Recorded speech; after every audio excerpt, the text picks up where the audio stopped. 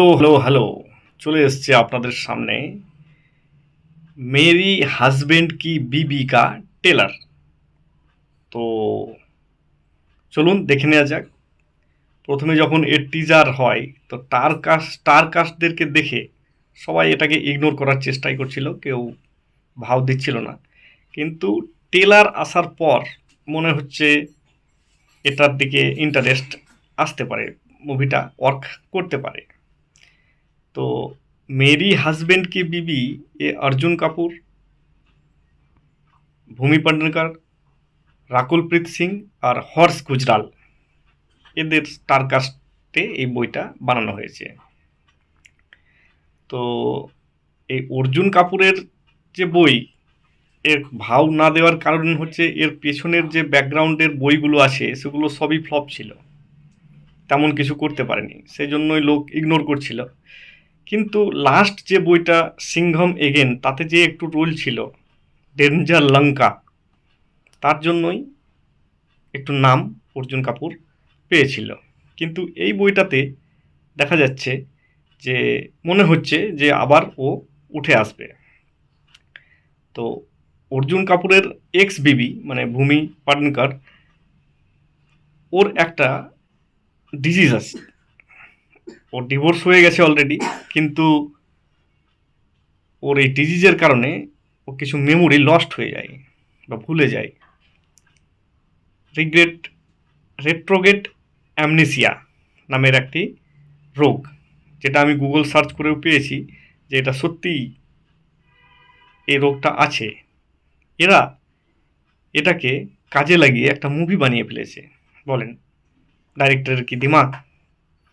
তো এই রেট্রোগেট অ্যামনেসিয়ার রোগের লক্ষণ হচ্ছে যে রোগী ৫-৬ বছরের যে পাস্ট ৫-৬ বছর সেটাকে ভুলে যায়।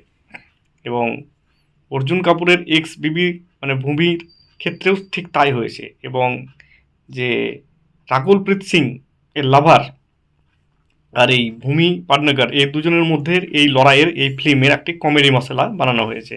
আর হর্ষ গুজরাল এদের দুজনের মধ্যে সমঝোতা করার চেষ্টা করছে এখনো পর্যন্ত ট্রেলার দেখে যা মনে হচ্ছে। তো এটা একটা লাভ ট্রায়াঙ্গেল না, এটা একটা লাভ সার্কেল বইটাকে আপনি বলতে পারেন।